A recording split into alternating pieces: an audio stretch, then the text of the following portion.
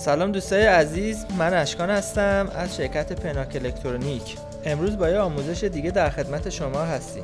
اومدیم تا در کنار همدیگه یه قلم نوری رو به وسیله آردوینو بسازیم و ببینیم چطور میشه باهاش موس کامپیوتر رو کنترل کرد.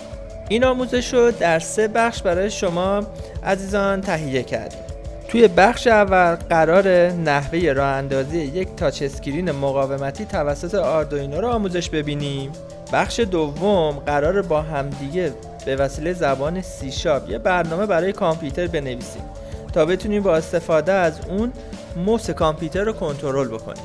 توی بخش سوم قرار با همدیگه PCB این محصول رو طراحی بکنیم و از 0 تا 100 طراحی PCB رو با همدیگه انجام بدیم.